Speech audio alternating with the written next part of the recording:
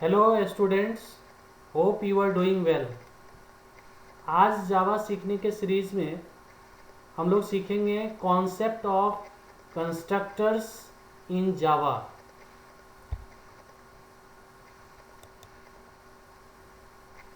Constructors क्या होता है और कंस्ट्रक्टर की क्यों आवश्यकता है, वाई वी नीड कंस्ट्रक्टर। जैसा हम लोग जानते हैं कि जो हमारा इंस्टेंस वेरिएबल होते हैं क्लास के अंदर, इनसाइड द क्लास, हम उसे इनिशियलाइज करते हैं डिफरेंट तरीके से, डिफरेंट वेज।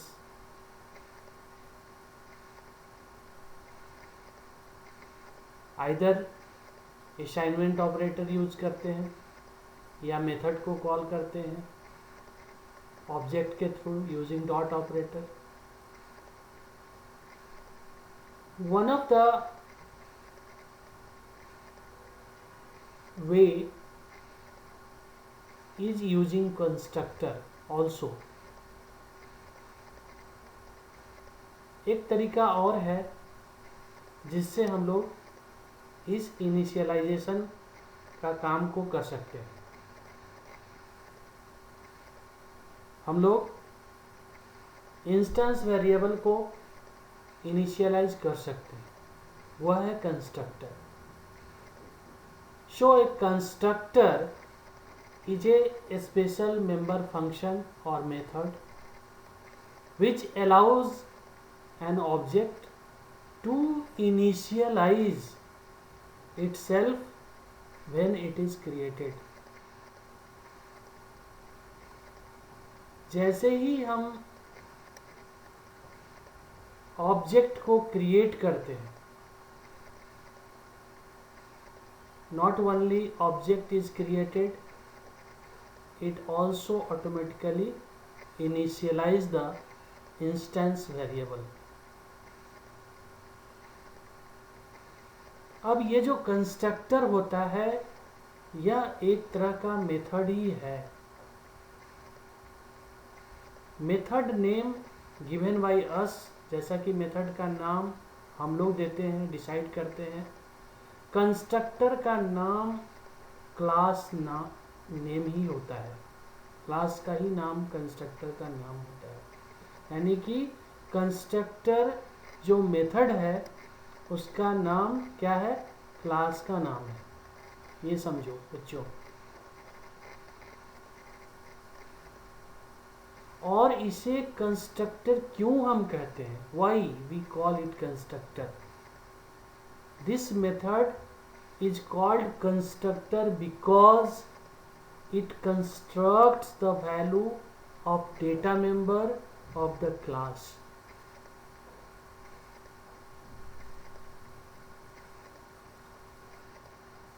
नेक्स्ट क्वेश्चन आपके मन में आ रहा होगा कि इस मेथड को हम लोग कॉल कैसे करेंगे।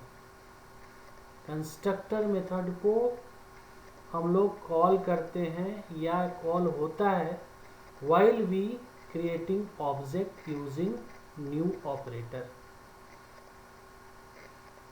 so क्या होगा इसका सिंटेक्स, कंस्ट्रक्टर मेथड हम कैसे डिजाइन करेंगे। तो कंस्ट्रक्टर मेथड डिजाइन करने के लिए हमें उस मेथड का नाम देना पड़ेगा, और नाम क्या होगा, क्लास नेम ही होगा। और कंस्ट्रक्टर आर्गुमेंट को रख भी सकता है और नहीं भी रख सकता है। So that's why we have a syntax, class name या constructor name, parenthesis, inside the parenthesis argument list, semicolon. अब हम यह देखते हैं कि to create an object of class having constructor method या फंक्शन, उसके लिए क्या सिंटेक्स है, how we can do this. तो सबसे पहले क्लास नेम लिखेंगे, फिर ऑब्जेक्ट नेम लिखेंगे, assignment operator, then new operator, class name, empty parenthesis, semicolon. ये जो सिंटेक्स है ये ऑब्जेक्ट को क्रिएट करेगा, साथ साथ कंस्ट्रक्टर को कॉल भी करेगा, इन्वोक भी करेगा। For example, suppose that demo is the class name. Demo क्या है? क्लास नेम है। अब यहाँ पर अगर हम लिखते हैं demo D1 assignment operator new demo empty parenthesis, तो हम लोग क्या देख रहे हैं? न्यू ऑपरेटर को यूज करते हुए हम लोगों ने D1 नाम का ऑब्जेक्ट को क्रिएट किया है। So this statement not only create an object D1 of class type demo, या आप कह लीजिए type class name demo, but also initializes its data member, यानी कि इंस्टेंस वेरिएबल जिसे हम लोग कहते हैं।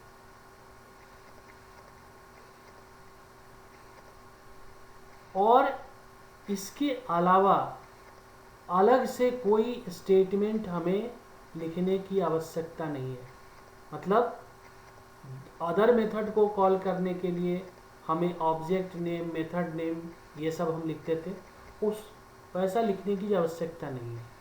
सो there is no need to write any statement to call और invoke the constructor method as we do with normal member function. समझ में आ रहा है बच्चों? जैसा दूसरे फंक्शन के साथ हम करते थे कि ऑब्जेक्ट नेम लिखो, फिर डॉट ऑपरेटर लगाओ, फिर मेथड नेम लिखो, देन इट विल इन्वोक, ऐसा कंस्ट्रक्टर के साथ नहीं है। You have to simply write class name, object name, assignment operator, new and then class name and parenthesis. अब हम आते हैं, एक एग्जाम्पल लेते हैं। इस एग्जाम्पल के अंदर देखो कि कैसे कंस्ट्रक्टर डिजाइन करते हैं। यहाँ पर class demo opening brace int a, b semicolon, demo empty parenthesis opening brace closing brace, ये मेथड का बॉडी है। और यह मेरा पहला कंस्ट्रक्टर बना है। यह कंस्ट्रक्टर है जिसका नाम क्लास नेम है। अब यहाँ पर हम क्या देख रहे हैं? यहाँ पर देख रहे हैं कि ये जो कंस्ट्रक्टर है इसके अंदर कोई आर्गुमेंट नहीं है, इसके बॉडी में कोई स्टेटमेंट नहीं है, बट सिंपली ये कंस्ट्रक्टर है। अब हम लोग ये जानेंगे कि ये जो कंस्ट्रक्टर मेथड है यह स्पेशल कैसे है, अदर मेथड से अलग कैसे है। Show important characteristics of the constructor method. A constructor function is declared inside public section of the class. A constructors are invoked automatically when the objects are created. आप जैसे ही object create करोगे using new operator, it will invoke the constructor. A constructor doesn't have any return type. ध्यान दो यहाँ पर बच्चों, यहाँ पर ध्यान दो, this is the important point. A constructor doesn't have any return type. हम लोग मेथड में क्या लिखते हैं? Return type. कंस्ट्रक्टर कहता है कि हमें रिटर्न टाइप नहीं चाहिए भाई। That means no need to define any return type, so that means it will not going to return any value. Now a constructor function can have default arguments, or we can refer to their addresses. Constructor can be called through new operators. These are the important properties, characteristics you keep in mind. Now, types of constructors in Java. सबसे पहला जो types of constructor में हम लोग पढ़ने जा रहे हैं वो है डिफॉल्ट कंस्ट्रक्टर। अब डिफॉल्ट कंस्ट्रक्टर किसे हम कहेंगे? A constructor is said to be default constructor if it doesn't have any arguments as well as statements in its body. Default constructor हम वैसे कंस्ट्रक्टर को कहते हैं, वैसे मेथड को कहते हैं जो आर्गुमेंट नहीं रखता है, जिसके बॉडी में कोई स्टेटमेंट नहीं है। नोट, एक इम्पॉर्टेंट पॉइंट है, if a class not having a constructor then the compiler itself calls a default constructor. वो अपने तरफ से एक डिफॉल्ट कंस्ट्रक्टर कॉल करता है। अब इस एग्जांपल में आप देखिए कि यहाँ पर क्लास डेमो, दो इंस्टेंस वेरिएबल है ए और बी। यहाँ पर हमने डिफॉल्ट कंस्ट्रक्टर बना के आपको दिखाया है। डेमो एम्प्टी पैरेंथेसिस और body of the constructor is also empty, there is no statement.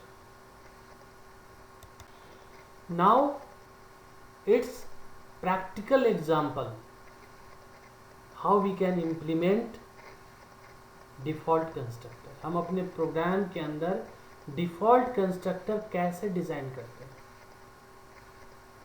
और इसका क्या इम्पैक्ट है, क्या होता है।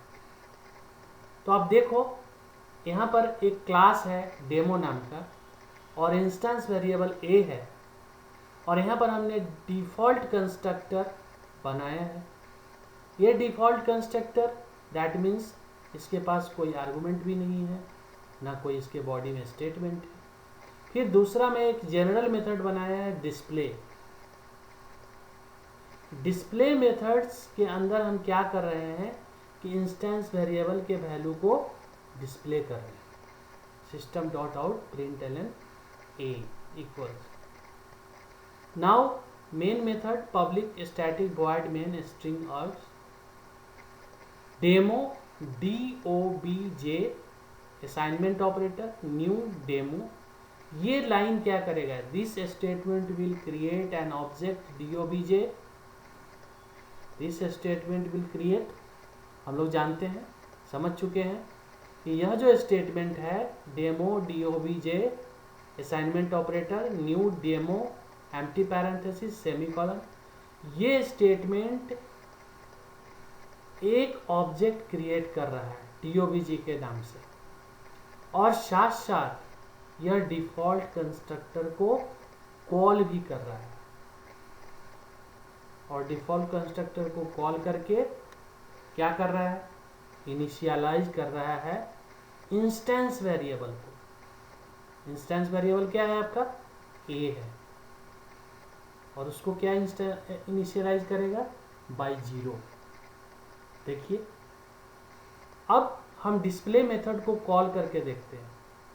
तो DOBJ dot display empty parenthesis semicolon, तो ये आउटपुट हमें देगा A equals to 0।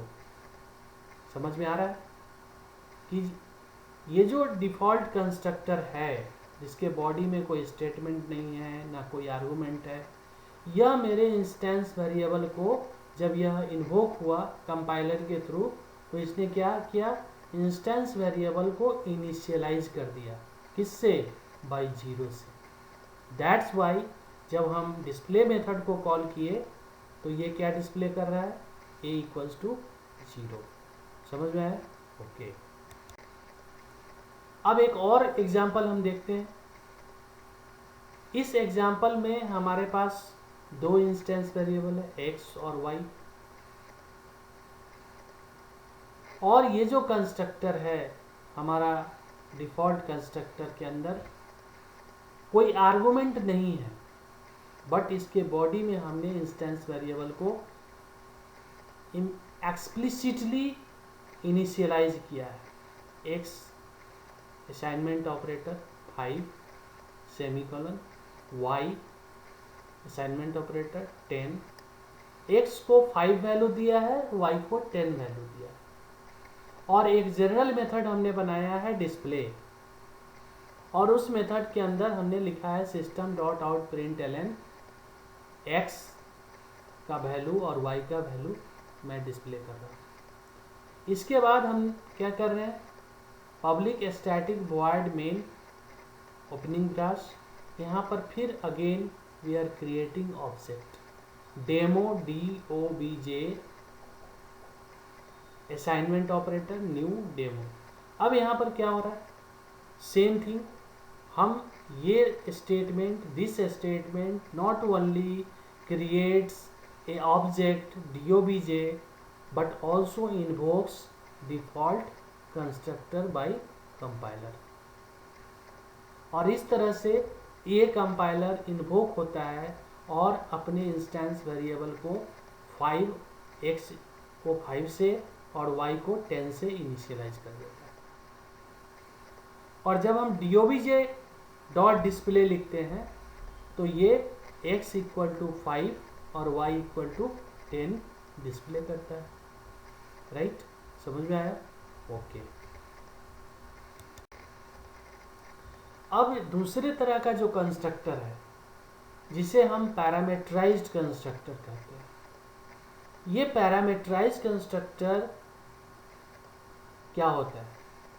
A constructor is said to be parameterized constructor if it has arguments as well as statements in its body।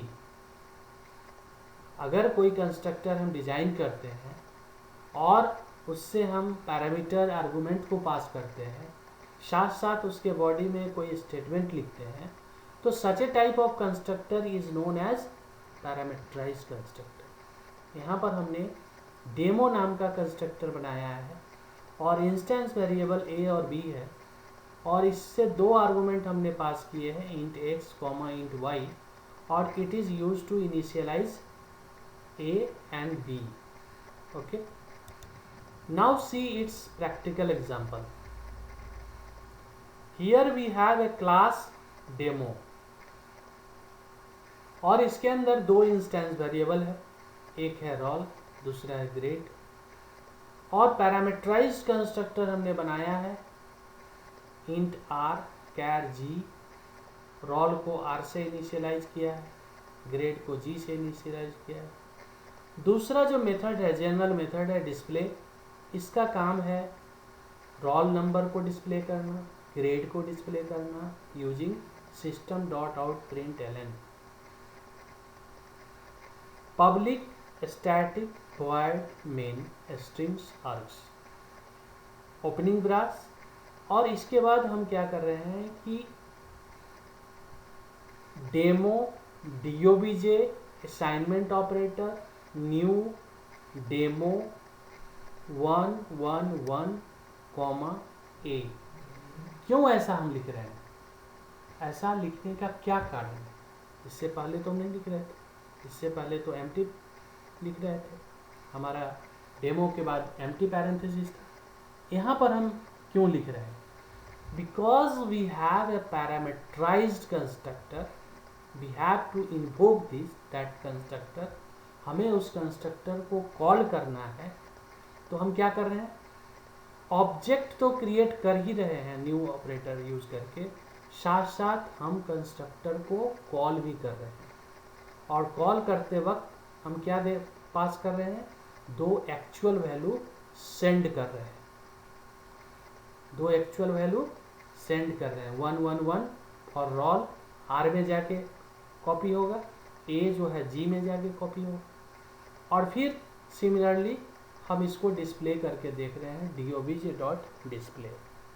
समझ में आ रहा है? एक बार और समझाता हूं मैं। इस क्लास के अंदर क्या है, हमने एक पैरामीटराइज्ड कंस्ट्रक्टर लिया है जिससे दो आर्गुमेंट पास हो रहे हैं, एक r और दूसरा g। r रोल को इनिशियल असाइन कर रहे हैं, इनिशियलाइज करने में यूज हो रहा है, और जी जो है ग्रेड को। डिस्प्ले मेथड है जो इस सब को डिस्प्ले करेगा। और यहाँ पर demo DOBJ assignment operator new demo 111, A, ये जो हम पास कर रहे हैं 2 आर्गूमेंट, ये एक्चुअल आर्गूमेंट, और ये जाके आपका कंस्ट्रक्टर को इन्वोक करेगा और ये मैसेज, ये वैल्यू असाइन कर देगा, कॉपी कर देगा, और फिर डिस्प्ले मेथड के थ्रू हम इसको डिस्प्ले कर सकते हैं। नाउ कंस्ट्रक्टर के चैप्टर में एक और कॉन्सेप्ट है कंस्ट्रक्टर ओवरलोडिंग। जैसा कि हम लोग मेथड ओवरलोडिंग पढ़े हैं, इन द सेम वे हम लोग कंस्ट्रक्टर को भी ओवरलोड कर सकते हैं। A class can have multiple constructors with different parameters, types and numbers. Types means data types and numbers means number of arguments, is known as constructor overloading.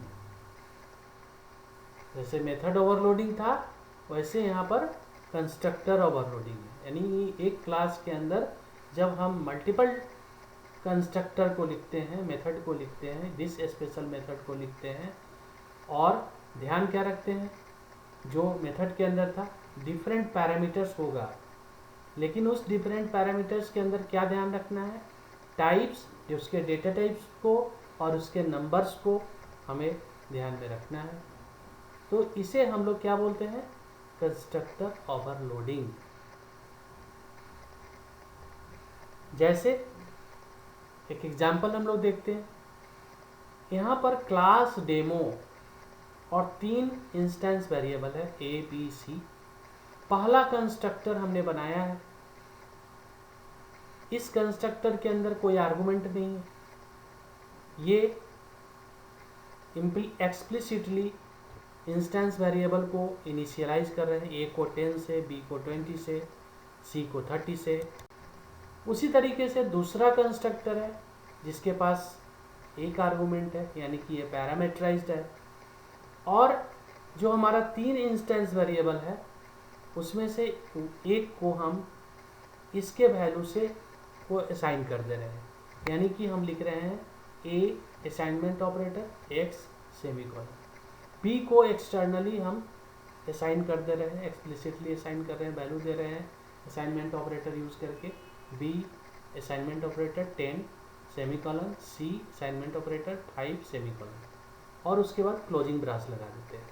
तो ये जो कंस्ट्रक्टर है इससे एक आर्गुमेंट पास कर रहे हैं। अब तुम्हारे मन में आ रहा होगा कि यहाँ पर एक आर्गुमेंट है, हम तो पिछले कंस्ट्रक्टर में हमने क्या किया है, तीनों ही इंस्टेंस वेरिएबल को एक्सप्लिसिटली वैल्यू दे दिया, असाइन कर दिया। यहाँ पर हम क्या कर रहे हैं कि एक आर्गुमेंट वाला कंस्ट्रक्टर को बना रहे हैं, और वो जो आर्गुमेंट्स वैल्यू आ रहा है उसको हम वन ऑफ इंस्टेंस वेरिएबल को असाइन कर रहे हैं, और बचे हुए को असाइनमेंट ऑपरेटर से वैल्यू दे रहे हैं। उसी तरीके से नेक्स्ट जो कंस्ट्रक्टर है उसमें हमने 3 पैरामीटर लिया है, int m, int n, int k। ये 3 पैरामीटर जो है तीनों ही असाइनमेंट वेरिएबल के असाइन करेंगे। A assignment operator m, B assignment operator n, और C असाइनमेंट ऑपरेटर k। अब एक जनरल मेथड हमने बनाया है जिसके अंदर सिंपली एक ऑपरेशन परफॉर्म किया है, मल्टीप्लिकेशन। अब ये तीनों ही इंस्टेंस वेरिएबल का प्रोडक्ट है जो R में स्टोर हो रहा है मल्टीप्लिकेशन होके, और फिर हम सभी का वैल्यू को system.out.println से डिस्प्ले कर रहे हैं। पहला A का वैल्यू डिस्प्ले कर रहा है, दूसरा B के वैल्यू को डिस्प्ले कर रहा है, तीसरा स्टेटमेंट C के वैल्यू को डिस्प्ले कर रहा है, एंड फोर्थ system.out.println रिजल्ट, यानी कि जो हमने ऑपरेशन परफॉर्म किया है कैलकुलेशन मेथड के अंदर उसका रिजल्ट उसके आउटपुट को डिस्प्ले करने का काम कर रहे हैं। अब आते हैं मेन मेथड के अंदर, public static void main string args demo D1 assignment operator new demo. ये किस मेथड को, किस कंस्ट्रक्टर को कॉल करेगा? तो ऑटोमेटिकली हम सब लोग जानते हैं कि ये जो ऑब्जेक्ट क्रिएट हो रहा है ये डिफ़ॉल्ट कंस्ट्रक्टर को, पहले वाले कंस्ट्रक्टर को इन्वोक करेगा। और जब ये इन्वोक हो रहा है उसके बाद हम जस्ट बाद हम क्या कर रहे हैं, कैलकुलेशन मेथड को भी कॉल कर रहे हैं। फिर उसी तरीके से तो इसमें क्या होगा, कैलकुलेशन मेथड के अंदर ए का वैल्यू 10 आएगा, बी का वैल्यू 20 आएगा, सी का वैल्यू 30 आएगा और प्रोडक्ट होगा 6000। यानी कि आर में जो स्टोर होगा वो होगा 6000। जब आप डिस्प्ले होगा ये मेथड के अंदर, पहला ए का वैल्यू 10, दूसरा बी का वैल्यू 20 और सी का वैल्यू 30 और रिजल्ट क्या डिस्प्ले होगा 6000। अब हम लोग दूसरे कंस्ट्रक्टर को, दूसरा ऑब्जेक्ट को क्रिएट करते हैं, demo D2 assignment operator new demo 2। ये जो कंस्ट्रक्टर है, ये जो ऑब्जेक्ट है यहाँ पर D2, तो यहाँ पर D2 ऑब्जेक्ट क्रिएट हो रहा है, साथ साथ हम उस कंस्ट्रक्टर को इन्वोक कर रहे हैं जिसमें एक आर्गुमेंट को हमने पास किया है।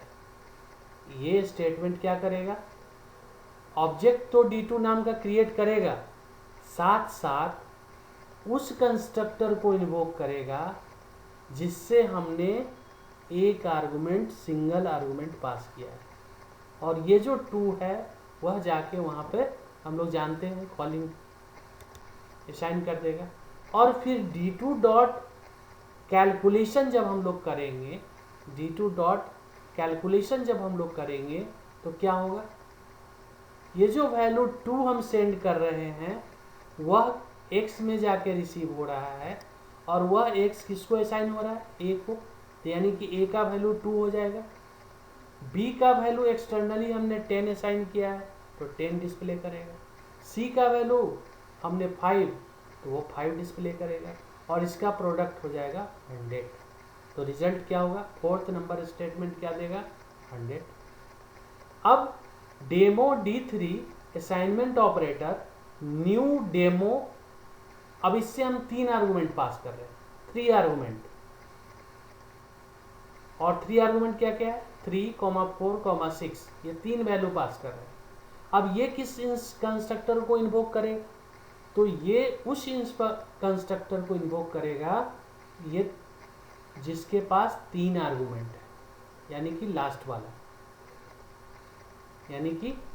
वाला। m में 3 कॉपी होगा, n में 4 कॉपी होगा, k में 6 कॉपी होगा।